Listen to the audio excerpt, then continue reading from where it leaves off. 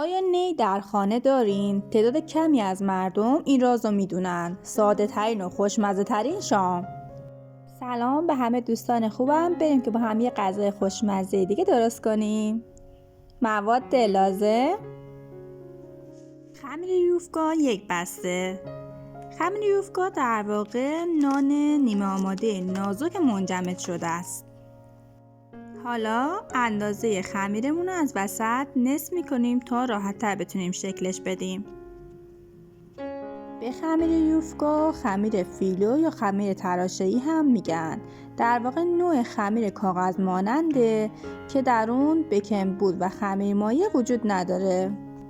بعد از اینکه به اندازه دلخواه برش زدیم، با استفاده از یک نی تک تک اون خمیرهامون رو به صورت خیلی ساده و راحت رول میکنیم و انتهای خمیر رو داخل آب میزنیم تا به راحتی بچسبه. دوستان عزیزم، با لایک و سابسکرایب کردم باعث میشین که من انگیزه بیشتری بگیرم. خیلی ممنون ازتون. همین مراحل رو ادامه میدیم تا تمام خمیرهام به این شکل در بیان.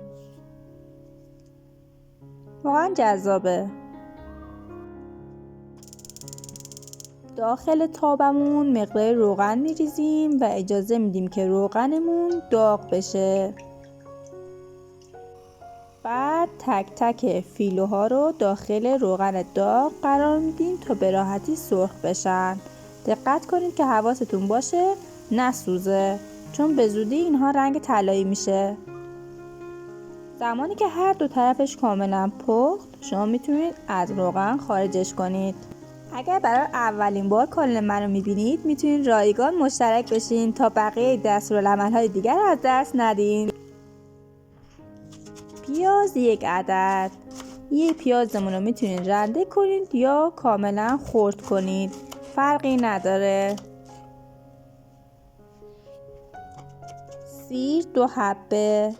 2 حبه سیرمون رو ریز ریز نگینی خوردش میکنیم.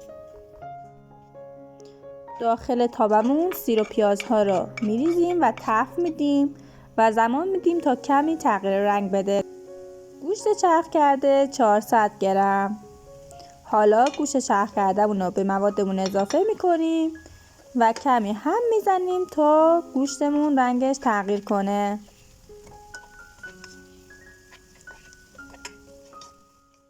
فلفل سبز و فلفل قرمز 4 عدد. فلفلامون هم کامل ریز میکنیم. مخلوط فلفل خرد شدهمون رو به تابمون اضافه میکنیم و کمی تفت میدیم تا فلفلامون سبک بشه. حالا 3 تا گوجه فرنگی رو کامل خوردش میکنیم و به قطعات کوچکتر برش میزنیم و بعد دوباره به مخلوطمون اضافه میکنیم.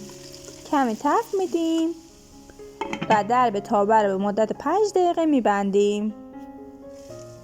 زمانی که آب انداخت مجدد کمی تفت میدیم و ادویه ها رو اضافه میکنیم.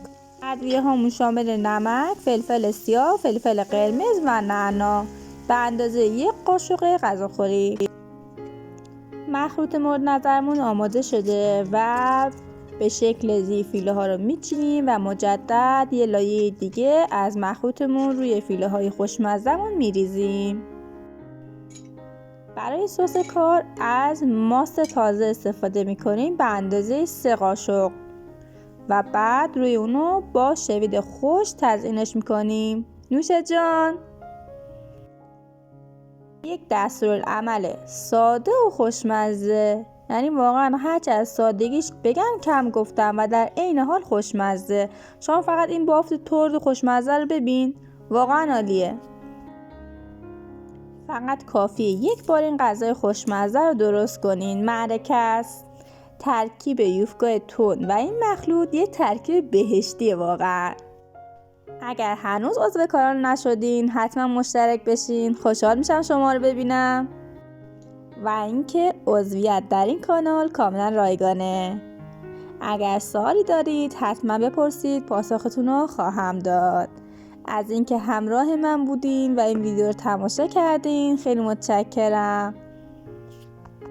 لایک کردن برای شما سخت نیست، اما منو خوشحال میکنه. دوستان عزیزم لطفاً زنگوله روشن کنید که اولین نفر فیلم بعدی رو زودتر از بقیه